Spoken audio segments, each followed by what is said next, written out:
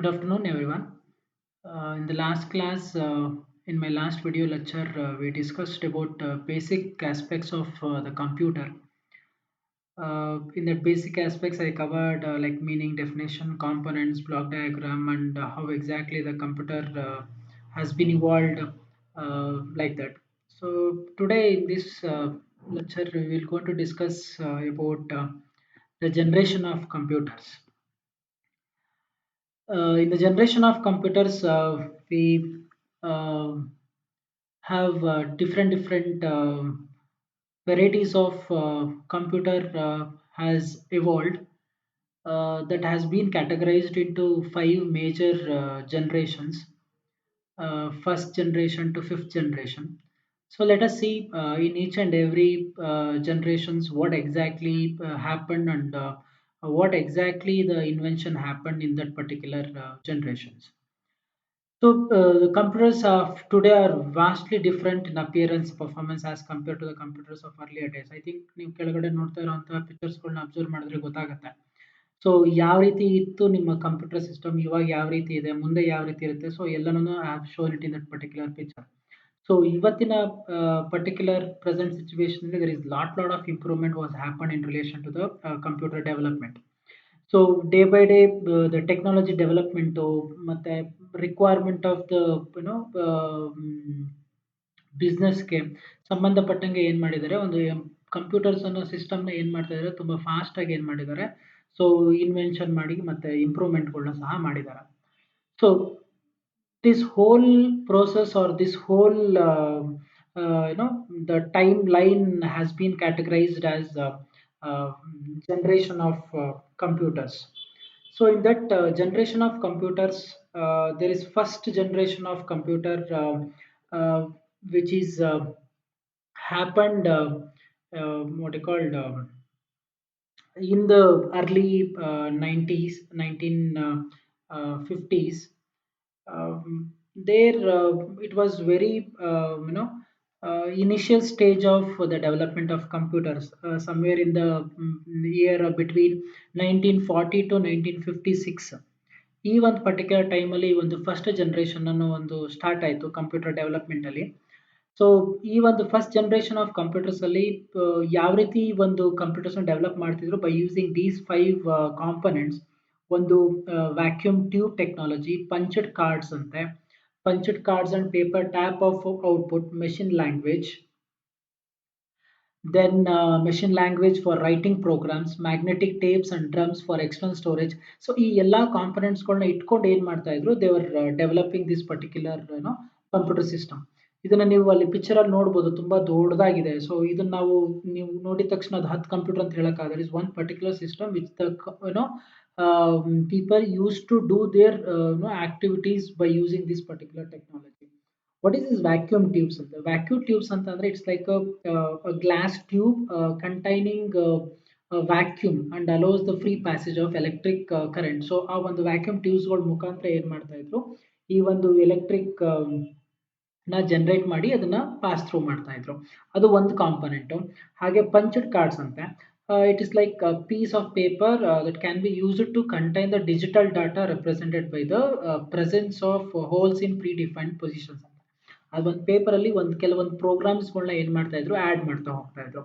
ಅದೇ ರೀತಿ ರೈಟಿಂಗ್ ಪ್ರೋಗ್ರಾಮ್ಸ್ಗೆ ಅದರದೇ ಆದಂತ ಒಂದು ಮೆಷಿನ್ ಲ್ಯಾಂಗ್ವೇಜ್ಗಳನ್ನ ಯೂಸ್ ಮಾಡ್ತಾ ಇದ್ರು, ಮ್ಯಾಗ್ನೆಟಿಕ್ ಟೇಪ್ಸ್ಗಳನ್ನ ಯೂಸ್ ಮಾಡ್ತಿದ್ರು, ಡ್ರಮ್ಸ್ಗಳನ್ನ ಯೂಸ್ ಮಾಡ್ತಾ ಇದ್ರು. ಸೊ ಈ ಎಲ್ಲಾ ಕಾಂಪೊನೆಂಟ್ಸ್ಗಳನ್ನ ಸೇರಿ ಏನ್ ಮಾಡ್ತಾ ಇದ್ರು, ಒಂದು ಕಂಪ್ಯೂಟರ್ನ ಡೆವಲಪ್ ಮಾಡಿ ಅದ್ರ ಮುಖಾಂತರ ತನ್ನ ಪ್ರೋಗ್ರಾಮ್ನ ಮಾಡ್ತಾ ಹೋಗ್ತಾ ಇದ್ರು. ಸೊ ಈ ಒಂದು ಫಸ್ಟ್ ಜನರೇಷನ್ ಅಲ್ಲಿ ಬಂದಂತಹ ಕಂಪ್ಯೂಟರ್ಸ್ಗಳು ಬಂದು ತುಂಬಾ ಬಲ್ಕಿ ಆಗಿದ್ವು, ಮತ್ತೆ ತುಂಬಾ ಹೀಟ್ ನ ಜನರೇಟ್ ಮಾಡ್ತಿದ್ವು. ಬಿಕಾಸ್ ಆಫ್ ದಿಸ್ ವ್ಯಾಕ್ಯೂಮ್ ಟ್ಯೂಬ್ಸ್ಗಳು ಇದ್ದಿದ್ರಿಂದ ಸೊ ತುಂಬಾ ಹೀಟ್ ಜನರೇಟ್ ಮಾಡ್ತಾ ಇದ್ರು.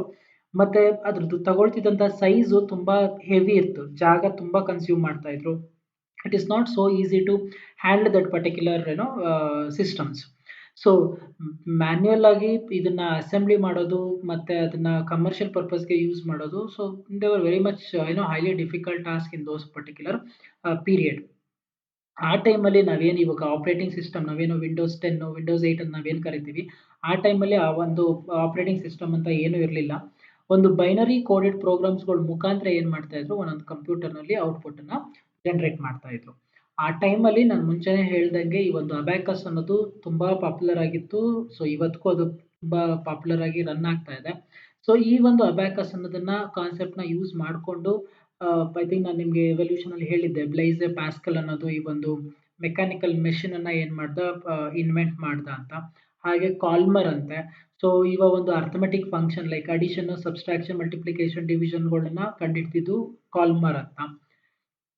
ಸೊ ಒಂದು ಏನೋ ಅರ್ಥಮೋಮೀಟರ್ ಕ್ಯಾಲ್ಕುಲೇಟರ್‌ನ ಏನ್ ಮಾಡ್ದ ಡೆವಲಪ್ ಮಾಡ್ದ. ಇದೆಲ್ಲ ಆಗಿದ್ದು ಏನು ಅಂತಂದ್ರೆ during the first and second world war ಟೈಮ್‌ಗಳಲ್ಲಿ ಮಾಡಿದಂಥದ್ದು. ಈ ಒಂದು ಪರ್ಟಿಕ್ಯುಲರ್ ಟೈಮಲ್ಲಿ ಒಂದು ಮೇಜರ್ ಚೇಂಜಸ್ ಆಗಿದ್ದು ಯಾವುದು ಅಂತ ಅಂದ್ರೆ when Charles Babbage invented the analytical engine. ಏನಕ್ಕೆ? ಬಿಕಾಸ್ ಟು ಡೂ ದೀಸ್ ಏನೋ ಕ್ಯಾಲ್ಕುಲೇಷನ್ಸ್ ಇರ್ಬೋದು, ಕೆಲವೊಂದು ಇನ್ಸ್ಟ್ರಕ್ಷನ್ಸ್‌ಗಳ್ನ ಥ್ರೂ ಪಂಚೆಡ್ ಕಾರ್ಡ್ಸ್ ಮುಖಾಂತರ ಕೊಡ್ಬೋದು, ಮೆಮೊರಿ ಸ್ಟೋರೇಜ್ ಮಾಡೋದು. ಈ ಎಲ್ಲ ವಿಚಾರಗಳವಾಗಿ ಒಂದು ಅನಾಲಿಟಿಕಲ್ ಎಂಜಿನ್‌ನ ಇನ್ವೆಂಟ್ ಮಾಡಿದ್ದು ಯಾರು? Charles Babbage. That's why we call him as the father of modern digital computer ಅಂತ. ಸೊ ಇಷ್ಟು ಏನು ಆಕ್ಟಿವಿಟೀಸ್‌ಗಳು ಬಂದು ನಿಮ್ಮ ಫಸ್ಟ್ ಜನರೇಷನಲ್ಲಿ ನಡೆದಿದ್ದಂಥದ್ದು. ಇದಾದ್ಮೇಲೆ ನಿಮ್ಮ second generation of you know the evolution of computer system which happened between 1950s and 1960s. ಈ ಒಂದು 1950-60 ನಡುವೆ ಏನಾಯ್ತು, ಈ ಸೆಕೆಂಡ್ ಜನರೇಷನ್ ಅನ್ನೋ ಒಂದು ಕಾನ್ಸೆಪ್ಟ್ ಬಂತು. ನಾನು ಆಲ್ರೆಡಿ ಹೇಳ್ದಂಗೆ ನಿಮ್ಮ ಫಸ್ಟ್ ಜನರೇಷನ್ ಅಲ್ಲಿ ಯೂಸ್ ಮಾಡಿದಂತ ಮೇಜರ್ ಕಾಂಪೊನೆಂಟ್ ಬಂದು ವ್ಯಾಕ್ಯೂಮ್ ಟ್ಯೂಬ್ಸ್ ಅಂತ. ಬಟ್ ಆದ್ರೆ ಈ ವ್ಯಾಕ್ಯೂಮ್ ಟ್ಯೂಬ್ಸ್ ನ ರೀಪ್ಲೇಸ್ ಮಾಡಿ ಆ, ಒಂದು ಹೊಸ ಟೆಕ್ನಾಲಜಿನ ಇನ್ವೆಂಟ್ ಮಾಡಿದ್ರು. That is what we called as transistors ಅಂತ. ಏನ್ ಟ್ರಾನ್ಸಿಸ್ಟರ್ಸ್ ಅಂತ ಅಂದ್ರೆ ಇದು ಒಂದು semi conduct device used to switch the electronic signals and electronic power ಅಂತೆ. ಸೊ ಒಂದು ವ್ಯಾಕ್ಯೂಮ್ ಟ್ಯೂಬ್ಸ್ ಬದಲಾಗಿ ಸೊ ಕಡಿಮೆ ಪವರ್ ಕನ್ಸಂಪ್ಷನ್ ಹಾಗೆ ಏನ್ ಮಾಡಿದ್ರು, ಈ ಒಂದು ಟ್ರಾನ್ಸಿಸ್ಟರ್ ಅನ್ನೋದನ್ನ ಡೆವಲಪ್ ಮಾಡಿದ್ರು. That is what they have said. Vacuum tube technology was replaced by the transistorized technology ಅಂತೆ. Size of the computer started reducing. ಅವಾಗ ತುಂಬಾ ಜಾಗ ಸ್ಪೇಸ್ ಅಕ್ವೈರ್ ಮಾಡ್ಕೊಳ್ಳುವಂತ ಕಂಪ್ಯೂಟರ್ ಇವಾಗ ತುಂಬಾ ಕಡಿಮೆ ಸ್ಪೇಸ್ ನ ಅಕ್ವೈರ್ ಮಾಡ್ಕೊಳ್ಳೋಂಗ್ ಬಂತು. ಅದಾದ್ಮೇಲೆ assembly language started B using in place of machine language ಬದಲು ಅಸೆಂಬ್ಲಿ ಲ್ಯಾಂಗ್ವೇಜ್ ಅಂತ ಬಂತು. ಮತ್ತೆ ಪ್ರೋಗ್ರಾಮ್ಸ್ ಸ್ಟೋರ್ ಮಾಡೋದಕ್ಕೆ ಒಂದು ಹೊಸ ಒಂದು ಮೆಮೊರಿ ಸಿಸ್ಟಮ್ ನ ಕ್ರಿಯೇಟ್ ಮಾಡಿದ್ರು. ಮತ್ತೆ ಹೈ ಲೆವೆಲ್ ಲ್ಯಾಂಗ್ವೇಜಸ್ಗಳನ್ನ ಏನ್ ಮಾಡಿದ್ರು, ಇನ್ವೆಂಟ್ ಮಾಡಿದ್ರು. ಇಷ್ಟೆಲ್ಲವೂ ಆಕ್ಟಿವಿಟೀಸ್ಗಳು ಇಲ್ಲಿ ನಿಮ್ಮ ಸೆಕೆಂಡ್ ಜನರೇಷನ್ ಅಲ್ಲಿ ನಡೆದಿದ್ದಂಥದ್ದು. This was the generation of transistorized computers. ಯಾಕೆ? ಬಿಕಾಸ್ ವ್ಯಾಕ್ಯೂಮ್ ಟ್ಯೂಬ್ಸ್ ಹೋಯ್ತು, ಅದ್ರ ಬದಲು ಏನ್ ಬಂತು, ಟ್ರಾನ್ಸಿಸ್ಟರ್ಸ್ ಬಂತು. ಆಸ್ ಎ ರಿಸಲ್ಟ್ ನಿಮ್ಮ ಸೈಜ್ ಆಫ್ ದ ಮೆಷಿನ್ ಏನಾಯ್ತು ಬಂತು, ಕಡಿಮೆ ಆಯ್ತು. ಐ ಥಿಂಕ್ ನೀವು ರೈಟ್ ಸೈಡ್ ಅಲ್ಲಿ ಇರೋ ಪಿಕ್ಚರ್ ನ ನೋಡಿದ್ರೆ ಗೊತ್ತಾಗುತ್ತೆ. ಲಾಸ್ಟ್ ಫಸ್ಟ್ ಜನರೇಷನ್ ತುಂಬಾ ಜಾಗ ಅಕ್ವೈರ್ ಮಾಡ್ಕೊಂಡಿದ್ದಂಥದ್ದು ಒಂದ್ ಪರ್ಟಿಕ್ಯುಲರ್ ಜಾಗದಲ್ಲಿ ಕಡಿಮೆ ಸ್ಪೇಸ್ ನ ಅಕ್ವೈರ್ ಮಾಡ್ಕೊಂಡಿದೆ. And it also make very look smaller and more of faster and more reliable and more energy efficient. The first ಟ್ರಾನ್ಸಿಸ್ಟರೈಸ್ಡ್ computer was TX0 ಅಂತ. ಇದು ಫಸ್ಟ್ ಟ್ರಾನ್ಸಿಸ್ಟರೈಸ್ಡ್ ಕಂಪ್ಯೂಟರ್ನ ಡೆವಲಪ್ ಮಾಡಿದ್ದಂಥದ್ದು. ಸೊ ಇದನ್ನ ಯಾರು ಇದನ್ನ ಡೆವಲಪ್ ಮಾಡಿದ್ರು, IBM ಮತ್ತೆ ಲಾರ್ಕ್ ಅನ್ನೋರು ಏನ್ ಮಾಡಿದ್ರು, ಈ ಒಂದು ಏನು ಡಿಕಾಲ್ಡ್ ಟ್ರಾನ್ಸಿಸ್ಟರೈಸ್ಡ್ ಕಂಪ್ಯೂಟರ್ನ ಡೆವಲಪ್ ಮಾಡಿದ್ರು. ಇದಾದ್ಮೇಲೆ ಸೆಕೆಂಡ್ ಜನರೇಷನ್ ಅಲ್ಲಿ IBM 1400, 7000 series, Honeywell 200 general. So ಇವರೆಲ್ಲರೂ ಏನ್ ಮಾಡ್ತಾ ಬಂದ್ರು, ಈ ಒಂದು ಕಂಪ್ಯೂಟರ್ ಸಿಸ್ಟಮ್ಸ್ಗಳನ್ನ ಡೆವಲಪ್ ಮಾಡ್ತಾ ಬಂದ್ರು. IBM 1401 was universally accepted through out the industry. So ಈ IBM ಅವ್ರು ಏನ್ ಡೆವಲಪ್ ಮಾಡಿರೋ ಅದನ್ನ ಆಲ್ಮೋಸ್ಟ್ ಎಲ್ಲ ಕಂಪನೀಸ್ಗಳು ಅಥವಾ ಲಾರ್ಜ್ ಇಂಡಸ್ಟ್ರೀಸ್ಗಳು ದೇ ಸ್ಟಾರ್ಟೆಡ್ ಯೂಸಿಂಗ್. ಯಾಕೆ? ಬಿಕಾಸ್ ಮೆಷಿನ್ ಲ್ಯಾಂಗ್ವೇಜ್ ಇಂದ ಅಸೆಂಬ್ಲಿ ಲ್ಯಾಂಗ್ವೇಜ್ ಆಯ್ತು, ವ್ಯಾಕ್ಯೂಮ್ ಟ್ಯೂಬ್ಸ್ ಇಂದ ಟ್ರಾನ್ಸಿಸ್ಟರ್ಸ್ ಆಯ್ತು, ಜಾಗ ಜಾಸ್ತಿ ಅಕ್ವೈರ್ ಮಾಡ್ಕೊಳ್ತಿದ್ದು ಕಡಿಮೆ ಅಕ್ವೈರ್ ಮಾಡ್ಕೊಳ್ಳೋಂಗಾಯ್ತು. ಸೊ ಇದೆಲ್ಲಾ ಇಂಪ್ರೂವ್ಮೆಂಟ್ಗಳಿಂದ ಏನಾಯ್ತು, ಕಂಪ್ನೀಸ್ಗಳು they started acquiring those particular new computers ಅಂತ. This stored program concept implied that instruction to run a computer for a specific task were held inside the computer's memory and could quickly be modified and replaced by a different set of instruction for a different function ಅಂತ. ಈ high level languages I think ನೀವು C++ ಅಂತೆಲ್ಲ science ಅವ್ರು ಓದ್ತಾ ಇರ್ತಾರೆ. ಅದೇ ರೀತಿ ಕೋಬಾಲು, ಫೋರ್ಟ್ರಾನು, ಆಲ್ಗೋಲು, so ಇವನ್ನೆಲ್ಲಾನು ಏನ್ ಮಾಡಿದ್ರು, ಡೆವಲಪ್ ಮಾಡಿದ್ರು. ಸರ್ ಇವೆಲ್ಲ ಏನು ಅಂತಂದ್ರೆ ನೀವು ಒಂದು ಪ್ರೋಗ್ರಾಮ್ಸ್ಗಳನ್ನ ಫೀಡ್ ಮಾಡಿದಾಗ ನಿಮ್ಗೆ ಔಟ್ಪುಟ್ ಬರೋದು ಏನಾಗ್ತಾ ಹೋಗುತ್ತೆ, ಬೇರೆ ರೀತಿ ಬರ್ತಾ ಹೋಗುತ್ತೆ. That is what we called as high level languages ಅಂತ. ಇವತ್ತು ನಾವು 2+2=4 ಅಂತ ನಾವಿಲ್ಲಿ ಕೀಬೋರ್ಡ್ ಅಲ್ಲಿ ಟೈಪ್ ಮಾಡ್ತೀವಿ. ಬಟ್ ಅಲ್ಲಿ ಅದು ಅರ್ಥ ಆಗೋದೇನು, ಥ್ರೂ ದೀಸ್ ಹೈ ಲೆವೆಲ್ ಲ್ಯಾಂಗ್ವೇಜಸ್ಗಳ ಮುಖಾಂತರ ಏನಾಗುತ್ತೆ, ಅರ್ಥ ಆಗ್ತಾ ಹೋಗುತ್ತೆ ಅಂತ ಹೇಳ್ತಾರೆ.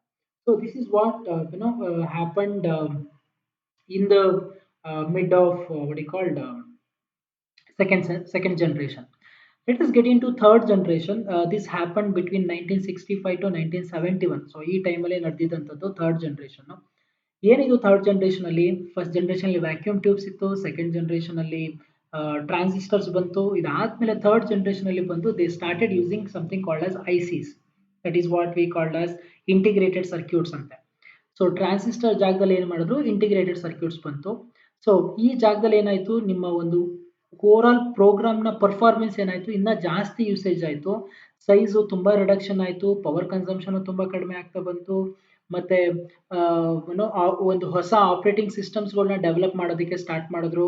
ಸೊ ಒಂದು ಕಮರ್ಷಿಯಲ್ ಪ್ರೊಡಕ್ಷನ್ಗೆ ತುಂಬಾ ಜಾಸ್ತಿ ಯೂಸೇಜ್ ಆಯ್ತು. ಐ ಥಿಂಕ್ ಈ ತರ ಸಿಸ್ಟಮ್ಸ್ಗಳನ್ನ ಮೇ ಬಿ ನಿಮ್ ಜನರೇಷನ್ ಸ್ವಲ್ಪ ಕಡಿಮೆ ನೋಡಿದ್ರು. ಐ ಥಿಂಕ್ ಇದ್ರ ಬಗ್ಗೆ ಸ್ವಲ್ಪ ಅವೇರ್ನೆಸ್ ಎಲ್ಲರಿಗೂ ಇದೆ ಅಂತ ಅನ್ಕೊಂಡಿದೀನಿ. So this is what the major changes was happen in the third generation. So ಇದನ್ನ ಇನ್ನೊಂದು ಹೆಸರಿನನ್ನು ಕರೀತಾರೆ, that is what semi conductor ಅಂತ ಕರೀತಾರೆ. So this used this reduced the size even further. ಅದ್ರ ವೇಟ್ ಇರ್ಬೋದು, ಅದ್ರ ಪವರ್ ಕನ್ಸಂಪ್ಷನ್ ಇರ್ಬೋದು, so ಎಲ್ಲ ಏನಾಗ್ತಾ ಬಂತು, ಕಡಿಮೆ ಆಗ್ತಾ ಬಂತು. So that means what it has become a highly efficient system for the people ಅಂತ, ಅಥವಾ ಬಿಸ್ನೆಸ್ಗೆ. ಮತ್ತೆ ಇದರಲ್ಲಿ ಇನಿಷಿಯಲ್ ಡೇಸ್ ಅಲ್ಲಿ ಬಂದೇನಾಯ್ತು, ಮೆಷಿನ್ ಲ್ಯಾಂಗ್ವೇಜ್ ಇತ್ತು, ಅದಾದ್ಮೇಲೆ ಅಸೆಂಬ್ಲಿ ಲ್ಯಾಂಗ್ವೇಜ್ ಬಂತು, ಅದಾದ್ಮೇಲೆ ಹೈ ಲೆವೆಲ್ ಲ್ಯಾಂಗ್ವೇಜಸ್ ಬಂತು. ಈಗ ಮಲ್ಟಿ ಪ್ರೋಗ್ರಾಮಿಂಗ್ಸ್ಗಳು ಆಸ್ಪೆಕ್ಟ್ಸ್ಗಳನ್ನ ಏನ್ ಮಾಡ್ತಾ ಬಂದ್ರು, ಇದರಲ್ಲಿ ಇನ್ವಾಲ್ವ್ ಮಾಡ್ತಾ ಬಂತು ಅಂದ್ರು. ಮತ್ತೆ ಇನ್ನೊಂದು ಏನಾಗ್ತಾ ಬಂತು, ಈ ಟೈಮಲ್ಲಿ ಕಮರ್ಷಿಯಲ್ ಪರ್ಪಸ್ಗೆ ಇದನ್ನ ಸಾಧ್ಯವಾದಷ್ಟು ಈಸಿಯಾಗಿ ಚೀಪರ್ ಪ್ರೈಸ್ ಅಲ್ಲಿ ಕೊಡಕ್ ಬಂದ್ರು. ಮುಂಚೆ ಎಲ್ಲ ಏನಾಗ್ತಿತ್ತು, it will be a huge cost ಇರ್ತಿತ್ತು. ಬಟ್ ಹೋಗ್ತಾ ಹೋಗ್ತಾ ಏನಾಯ್ತು, ಸೊ ರೇಟ್ಸು ಸಹ ಏನಾಗ್ತಾ ಬಂತು, ಕಡಿಮೆ ಆಗ್ತಾ ಬಂತು. At the same time there will be a more production happened in this particular third generation computer. Then later, what you called fourth generation. I think now most of them we are using this particular generation computers now. 1971 ಇಂದ 1980 ಈ ಒಂದು particular time period ಅಲ್ಲಿ ಈ ಒಂದು fourth generation ನ computer development ಆಯ್ತಾ ಬಂತು. Use for very large scale integration. I think ನೀವು ಫಸ್ಟ್ 3 ಜನರೇಷನ್ಸ್ಗೆ ಕಂಪೇರ್ ಮಾಡಿದ್ರೆ ಎಸ್ಪೆಷಲಿ ಫೋರ್ತ್ ಜನರೇಷನ್ ಅಲ್ಲಿ ಹೆವಿ ಯೂಸೇಜ್ ಆಗಿದ್ದಂಥದ್ದು ಯಾವುದು, ಈ ಒಂದು ಫೋರ್ತ್ ಜನರೇಷನ್ ಕಂಪ್ಯೂಟರ್ಸ್. ಯಾಕೆ? Because there is lot of changes was happen in this particular generation. Micro ಕಂಪ್ಯೂಟರ್ಸ್ಗಳನ್ನ ಇನ್ವೆಂಟ್ ಮಾಡಿದ್ರು, ಪರ್ಸನಲ್ ಕಂಪ್ಯೂಟರ್ಸ್ಗಳನ್ನ ಡೆವಲಪ್ ಮಾಡಿದ್ರು, ಮತ್ತೆ ನೆಟ್ವರ್ಕಿಂಗ್ ಆಕ್ಸಿಸ್ಗಳು ಯೂಸೇಜ್ ಜಾಸ್ತಿ ಮಾಡ್ತಾ ಬಂದ್ರು. ಫೋರ್ತ್ ಜನರೇಷನ್ ಲ್ಯಾಂಗ್ವೇಜಸ್ಗಳನ್ನ ಇನ್ಕ್ಲೂಡ್ ಮಾಡಿದ್ರು by usage of integrated circuits ಅಂತ. ಇದಾದ್ಮೇಲೆ like small scale integration, large scale integration, very large scale integration, ಅವ್ರವ್ರದಾದ ರಿಕ್ವೈರ್ಮೆಂಟ್ ತಕ್ಕನಾಗಿ ಏನ್ ಮಾಡ್ತಾ ಬಂದ್ರು, ಪ್ರಾಡಕ್ಟ್ಸ್ ನ ಡೆವಲಪ್ ಮಾಡೋ ರೀತಿ ಬಂದ್ರು. ಮೊದ್ಲೇನಾಗ್ತಿತ್ತು, ಒಂದೇ ರೀತಿ ಕಂಪ್ಯೂಟರ್ ಸಿಸ್ಟಮ್ನ ಐದರ್ ನಾನು ಇಂಡಿವಿಜುವಲ್ ಆಗಿ ಪರ್ಚೇಸ್ ಮಾಡ್ಲಿ ಅಥವಾ ಕಂಪ್ನೀಸ್ಗಳು ಪರ್ಚೇಸ್ ಮಾಡ್ಲಿ, ಎಲ್ಲರೂ ಒಂದೇ ರೀತಿ ಏನ್ ಮಾಡ್ತಿದ್ರಿ, ಪರ್ಚೇಸ್ ಮಾಡ್ತಿದ್ರಿ. ಬಟ್ ಫೋರ್ತ್ ಜನರೇಷನ್ ಬಂದ ಕಂಪ್ಯೂಟರ್ಸ್ಗಳು ಏನಾಗ್ತಾ ಬಂತು, ಅದರದೇ ಆದಂತಹ ಒಂದು ಬಿಸ್ನೆಸ್ಗೆ ತಕ್ಕನಾಗಿರುವಂತಹ ಸಿಸ್ಟಮ್ಸ್ಗಳನ್ನ ಏನ್ ಮಾಡ್ತಾ ಬಂದ್ರು, ಡೆವಲಪ್ ಮಾಡ್ತಾ ಬಂದ್ರು. Either it may be the operating system ಇರ್ಬೋದು, ಎಕ್ಸ್ಟರ್ನಲ್ ಸ್ಟೋರೇಜ್ ಹಾರ್ಡ್ ಡಿಸ್ಕ್ ಇರ್ಬೋದು, ಇಂಟರ್ನಲ್ ಸ್ಟೋರೇಜ್ ಇರ್ಬೋದು, usage of RAM capacity, Ram capacity. So ಇದೆಲ್ಲವೂ ಸಹ ಏನಾಯ್ತು, ನಿಮ್ಮ ಫೋರ್ತ್ ಜನರೇಷನ್ ಅಲ್ಲಿ ತುಂಬಾ ಚೇಂಜಸ್ಗಳು ಆಗ್ತಾ ಬಂತು. So computer production become inexpensive and of personal computers commenced ಅಂತ. ಅಂಟಿಲ್ 1970s ತನಕ ನಿಮಗೆ ಪರ್ಸನಲ್ ಕಂಪ್ಯೂಟರ್ಸ್ ಅಂತ ಏನಿಲ್ಲ, ಅಥವಾ ಲೈಕ್ ನಾವೇನು ಮನೇಲಿ ಡೆಸ್ಕ್ಟಾಪ್ ಲ್ಯಾಪ್ಟಾಪ್ ಇಟ್ಕೊಳ್ತೀವಿ ಆ ಥರ ಇರಲಿಲ್ಲ. But in the fourth generation ಅಲ್ಲಿ ಏನಾಗ್ತಾ ಬಂತು, so there is lot of improvement are like usage of more personal ಕಂಪ್ಯೂಟರ್ಸ್ಗಳು ಏನಾಗ್ತಾ ಬಂತು, ಸ್ಟಾರ್ಟ್ ಆಗ್ತಾ ಬಂತು. I think that is what in 1981 IBM has decided to introduce a new personal computers for office, home and then for schools ಗೆ. So ಅಂದ್ರೆ ಅರ್ಥ ಏನಾಯ್ತು, ಈ ಒಂದು ಪರ್ಟಿಕ್ಯುಲರ್ ಟೈಮ್ ಅಲ್ಲಿ ಈ ಒಂದು ಪರ್ಸನಲ್ ಕಂಪ್ಯೂಟರ್ಸ್ ಅನ್ನೋ ಒಂದು ಏನೋ ಇನ್ ಇಂಟ್ರೊಡಕ್ಷನ್ ಏನಾಗ್ತಾ ಹೋಗ್ತು, ಜಾಸ್ತಿ ಆಗ್ತಾ ಹೋಯ್ತು. So shared interactive systems and user friendly environment were the features of these computers ಅಂತ. Now in this particular time period, computers start becoming more and more powerful. They could be linked together or network to share not only data but also memory space and software. The network could reach enormous proportions with local area networks, a global web of computers, circuitry. The internet links that computer worldwide into a single network of information ಅಂತ. ಅಂದ್ರೆ ಅರ್ಥ, ಈ ಒಂದು personal computers development ಆಗೋ ಟೈಮ್ಗಳಲ್ಲಿ ಏನಾಗ್ತಾ ಬಂತು, ಇದ್ರಲ್ಲಿ ಆಗೋಂಥ ಇಂಗ್ರೀಡಿಯೆಂಟ್ಸ್ಗಳು ತುಂಬಾ ಚೇಂಜಸ್ ಆಗ್ತಾ ಬಂತು. ಈಗ ಸೇ ಫಾರ್ ಎಕ್ಸಾಂಪಲ್, ನನ್ನ ಒಂದು RAM capacity say for example if it is 2 GB, 4 GB, 6 GB, 8 GB, 16 GB, 2 GB ಇರುವಂತಹ ರ್ಯಾಮ್ ಅಥವಾ ರ್ಯಾಂಡಮ್ ಆಕ್ಸೆಸ್ ಮೆಮೊರಿ ಇರುವಂತಹ ಒಂದು ಸಿಸ್ಟಮ್ ಇರ್ಬೋದು. ಅದೇ 16 GB ಇರುವಂತಹ ಒಂದು ಸಿಸ್ಟಮ್ ನೀವು ಇಟ್ಕೊಂಡ್ರೆ I think you will get to know how exactly the performance has been changed from 2 GB RAM to like 16 GB RAM. So ಏನಾಗುತ್ತೆ, ನಿಮ್ಮ ರ್ಯಾಮ್ ಕೆಪಾಸಿಟಿ ಜಾಸ್ತಿ ಆದಂಗೆ ಏನಾಗ್ತಾ ಹೋಗುತ್ತೆ, ನಿಮ್ಮ ಒಂದು ಸಿಸ್ಟಮ್ನ ಪರ್ಫಾರ್ಮೆನ್ಸ್ ಏನಾಗ್ತಾ ಹೋಗುತ್ತೆ, ಇಂಪ್ರೂವ್ ಆಗ್ತಾ ಹೋಗುತ್ತೆ. So that is what the development has been taken place in this particular generation. At the same time, the storage capacity. See, we usually like we had something like 120 GB hard disk, like 500 GB hard disk. ಈ ತರ ಮಾತ್ರ ನೋಡ್ತಾ ಇದ್ವಿ. Now it has become like going to terabyte to gigabyte ತರ ನಿಮ್ಗೆ ಏನಾಗ್ತಾ ಇದೆ, ನಿಮ್ಮ ಒಂದು ಸಿಸ್ಟಮ್ ಅಲ್ಲಿ ಸ್ಟೋರೇಜ್ ಕೆಪಾಸಿಟಿನ ಕೊಡ್ತಾ ಹೋಗ್ತಾ ಇದ್ದಾರೆ. ಕನೆಕ್ಟಿವಿಟಿ ಲೈಕ್ ಮೊದಲೆಲ್ಲ ಏನಾಗ್ತಿತ್ತು, ನಿಮಗೆ ಯಾವುದೇ ರೀತಿ ವೈಫೈ ಕನೆಕ್ಟಿವಿಟಿ ಇರ್ತಿರ್ಲಿಲ್ಲ. ಬಟ್ ಇವಾಗ ಏನಾಗ್ತಿದೆ, by using of your mobile phone you can connect your internet facilities to your personal computers. So ಅಂದ್ರೆ ಅರ್ಥ ಏನಾಗುತ್ತೆ, ನಿಮ್ಮ ಒಂದು ಡೆವಲಪ್ಮೆಂಟ್ ಯಾವ ರೀತಿ ಟೇಕ್ಸ್ ಪ್ಲೇಸ್ ಆಗ್ತಾ ಬಂತು ಅಂದ್ರೆ, ಯಾವ ಜನರೇಷನ್ಗೆ ಯಾವ ಲೆವೆಲ್ ಆಫ್ ಇನ್ಕಮ್ ಇರೋ ಪೀಪಲ್ಗೆ ಯಾವ್ಯಾವ ರೀತಿಯಾದ ಸಿಸ್ಟಮ್ಸ್ ಬೇಕು, ಆ ರೀತಿ ಏನ್ ಮಾಡ್ತಾ ಬಂದ್ರು ಈ ಒಂದು ಫೋರ್ತ್ ಜನರೇಷನ್ ಅಲ್ಲಿ ಡೆವಲಪ್ ಮಾಡ್ತಾ ಬಂದಿದ್ದಂಥದ್ದು. ಐ ಥಿಂಕ್ ನಾವು ಇವಾಗ ಏನಿದ್ದೀವಿ, that is what we are in 20th century. So 21st ಸೆಂಚುರಿಲಿ ನಾವೇನಿದ್ದೀವಿ, ಸೊ ಈ ಪರ್ಟಿಕ್ಯುಲರ್ ಜನರೇಷನ್ ಅಲ್ಲಿ ಅಥವಾ ಸೆಂಚುರಿಲಿ ನಾವು ಯೂಸ್ ಮಾಡ್ತಿರುವಂತ ಎಲ್ಲಾ ಸಿಸ್ಟಮ್ಸ್ಗಳು, ಕಂಪ್ಯೂಟರ್ಸ್ಗಳು, ಲ್ಯಾಪ್ಟಾಪ್ಗಳು, ಸ್ಮಾರ್ಟ್ ಫೋನ್ಗಳು ಇವೆಲ್ಲವೂ ಸಹ ಈ ಫೋರ್ತ್ ಜನರೇಷನ್ ಅಲ್ಲಿ ಕೊಟ್ಟಿರುವಂತಹ ಗಿಫ್ಟ್ಸ್ ಬಿಟ್ಟು ಬೇರೆ ಇನ್ನೇನು ಅಲ್ಲ. So all these things was happen in this fourth generation and that is what that we are using now till today about your smart phone, personal computer, laptops and all. ನಾ ಇದಾದ್ಮೇಲೆ ನಿಮಗೆ I think ಇದನ್ನ most of them ನಾವಿನ್ನ ನೋಡಿರೋಕ್ ಸಾಧ್ಯ ಇಲ್ಲ. Because ಈಗ that is in 2000s period ಅಲ್ಲಿ, after 1990s 2000s ಆದ್ಮೇಲೆ ಈ ಒಂದು ಹೊಸ ಫಿಫ್ತ್ ಜನರೇಷನ್ ಅನ್ನೋ ಕಾನ್ಸೆಪ್ಟ್ ನ ತಗೊಂಡ್ ಬಂದ್ರು. ಏನಿದು ಫಿಫ್ತ್ ಜನರೇಷನ್? ಇವತ್ತು ನಾವೇನ್ ಫೋರ್ತ್ ಜನರೇಷನ್ ಅಲ್ಲಿ ನೋಡಿದ್ವಿ, ಲೈಕ್ ಫಸ್ಟ್ ಜನರೇಷನ್ ಅಲ್ಲಿ vacuum tubes, second generation transistors, third generation ಅಲ್ಲಿ what you called integrated circuits, fourth generation ಬಂದಾಗ ಮೈಕ್ರೋ ಪ್ರೊಸೆಸರ್ಸ್ ಅಂತ ಬಂತು. ಇದಾದ್ಮೇಲೆ ನಿಮ್ಗೆ ಫಿಫ್ತ್ ಜನರೇಷನ್, ಐ ಥಿಂಕ್ ಇದನ್ನ ನಾವಿನ್ನ ನೋಡಕ್ ಆಗಿಲ್ಲ. Soon that we will gonna to see all these things. ಇಲ್ಲಿ ಒಂದು ಹೊಸ ಕಾನ್ಸೆಪ್ಟ್ ನ ತಗೊಂಡ್ ಬಂದ್ರು, that is what we called as artificial intelligence ಅಂತ, ಅಥವಾ ಇದನ್ನ ನಾವು ರೋಬೋಟಿಕ್ ಸಿಸ್ಟಮ್ ಅಂತಾನೂ ಸಹ ಏನ್ ಮಾಡ್ತೀವಿ, ಕರಿತಾ ಹೋಗ್ತೀವಿ. So this is what happening in fifth generation. It is some what difficult because the field is still in its infancy ಅಂತ. ಸೊ ಯಾಕೆ, ಬಿಕಾಸ್ ನಿಮ್ಮ ಆರ್ಟಿಫಿಷಿಯಲ್ ಇಂಟೆಲಿಜೆನ್ಸ್ ಅನ್ನೋದು ಅಷ್ಟೊಂದು ಪಾಪ್ಯುಲಾರಿಟಿನ ತಗೊಂಡಿಲ್ಲ. Because lot of research and development is going on now. Computers could be developed which could think and reason in much the same way as humans ಅಂತ. ಯಾವ ರೀತಿ ಇರುತ್ತೆ ಫಿಫ್ತ್ ಜನರೇಷನ್ ಅಂತ ಅಂದ್ರೆ, ಲೈಕ್ ಇವತ್ತು ನಾನು ಏನೋ ಯೋಚನೆ ಮಾಡ್ತಾ ಇದ್ದೀನಿ ಅಂತ ಅಂದ್ರೆ, ಆ ಯೋಚನೆ ಮಾಡೋದು ನಿನ್ನ ಸಿಸ್ಟಮ್ಗೆ ಅಥವಾ ನಿನ್ನ ಒಂದು ಕಂಪ್ಯೂಟರ್ ಸಾಫ್ಟ್ವೇರ್ಗೆ ಅದು ಅರ್ಥ ಆಗೋ ರೀತಿ ಏನ್ ಮಾಡ್ತಾ ಇದ್ದಾರೆ, ಡೆವಲಪ್ ಮಾಡ್ತಾ ಇದ್ದಾರೆ. ಸಮಥಿಂಗ್ ಲೈಕ್ ನಿಮ್ಮ ರೋಬೋಟಿಕ್ ಸಾಫ್ಟ್ವೇರ್ಸ್ಗಳ ತರ ಏನ್ ಮಾಡ್ತಾ ಇದ್ದಾರೆ, ಡೆವಲಪ್ ಮಾಡ್ತಾ ಇದ್ದಾರೆ. Many advances in the science of computer design and technology are coming together to enable the creation of fifth generation computers. Two such advances are parallel processing, where many CPUs work as one, and advanced superconductor technology, which allows the flow of electricity with little or no resistance, greatly improving the speed of the information flow. ಅಂದ್ರೆ ಅರ್ಥ ಏನು, within a span of ಸೆಕೆಂಡ್ಸ್ಗಳು ಏನಾಗ್ತಾ ಹೋಗುತ್ತೆ, ನಿಮಗೆ result output ಕೊಡ್ತಾ ಹೋಗುತ್ತೆ. We know that. So ಇವತ್ತು ನಾವು ಗೂಗಲ್ ಅಲ್ಲಿ ಏನಾದ್ರು ಒಂಚೂರು ಸರ್ಚ್ ಮಾಡಿದ್ರೆ, ಸೊ ಲ್ಯಾಕ್ಸ್ ಟುಗೆದರ್ ನನಗೆ ಏನಾಗ್ತಾ ಹೋಗುತ್ತೆ, ಔಟ್ಪುಟ್ ಅಥವಾ ರಿಸಲ್ಟ್ಸ್ ಸಿಗ್ತಾ ಹೋಗುತ್ತೆ. ಅದಕ್ಕಿಂತ ಫಾಸ್ಟ್ ಆಗಿ ಏನಾಗುತ್ತಂತೆ, ನಿಮ್ಮ ಈ ಫಿಫ್ತ್ ಜನರೇಷನ್ ಅಲ್ಲಿ ನೀವೇನ್ ಮಾಡ್ತಾ ಹೋಗ್ತೀರಂತೆ, ನಿಮ್ಮ ಒಂದು ವಾಟ್ ಯು ಕಾಲ್ಡ್ ಈ ಒಂದು ಆರ್ಟಿಫಿಷಿಯಲ್ ಇಂಟೆಲಿಜೆನ್ಸ್ ಅನ್ನೋದನ್ನ ನೀವು ನೋಡ್ತಾ ಹೋಗ್ತೀರಾ. So that is what you know ನಿಮ್ಮ ಫಿಫ್ತ್ ಜನರೇಷನ್ ಅಲ್ಲಿ ಆಗುವಂಥದ್ದು. Maybe future days I think we will gonna to see all these fifth generation computers, where human ಯಾವ ರೀತಿ ಥಿಂಕ್ ಮಾಡ್ತಾನೆ, ಯಾವ ರೀತಿ ಯೋಚನೆ ಮಾಡ್ತಾನೆ, ಸೊ ಅದಕ್ಕಿಂತ ಹೆಚ್ಚಾಗಿ ಅಥವಾ ಅದೇ ಒಂದು ಲೆವೆಲ್ಗೆ ಏನ್ ಮಾಡ್ತಾ ಹೋಗ್ತಾರೆ, ಈ ಒಂದು ಫಿಫ್ತ್ ಜನರೇಷನ್ ಕಂಪ್ಯೂಟರ್ಸ್ಗಳು ಏನಾಗ್ತಾ ಹೋಗುತ್ತೆ, ಬರ್ತಾ ಹೋಗುತ್ತೆ ಅಂತ ಹೇಳ್ತಾ ಹೋಗ್ತಾರೆ. So this is what the different generations of computers.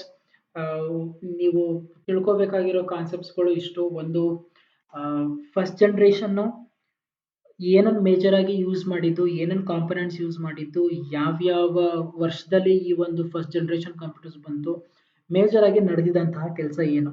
So ಈ ತರ ನೀವು ಫಸ್ಟ್ ಜನರೇಷನ್ ಇಂದ ಫಿಫ್ತ್ ಜನರೇಷನ್ ತನಕ ಸೊ ಎಲ್ಲಾ ಜನರೇಷನ್ ಅಲ್ಲಿ ಏನೇನ್ ನಡೀತು ಅಂತ ಏನ್ ಮಾಡ್ಕೋಬೇಕಾಗತ್ತೆ, ಸೊ ತಿಳ್ಕೊಳ್ಬೇಕಾಗತ್ತೆ.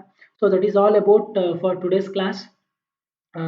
I know because ನಾನು ನಿನ್ನೆ ಕ್ಲಾಸಲ್ಲಿ I didn't do the discussion ಮತ್ತೆ ಟೆಸ್ಟು ಸಹ ಕಂಡಕ್ಟ್ ಮಾಡಿಲ್ಲ. So I let you know. I request all of you to go through these two lecture videos. ನಿನ್ನೆ ಮಾಡಿದ ವಿಡಿಯೋ ಮತ್ತು ಇವತ್ತು ಮಾಡ್ತಿರೋಂಥ ವಿಡಿಯೋನ ನೋಡಿ. So I will tell you discussion ಯಾವಾಗ ಮಾಡಬೇಕು, ಯಾವಾಗ ನಾನು ಟೆಸ್ಟ್ ಕೊಡ್ತೀನಿ ಅದನ್ನು I let you know in the WhatsApp group. Hope you understood the today's lecture. Thank you all.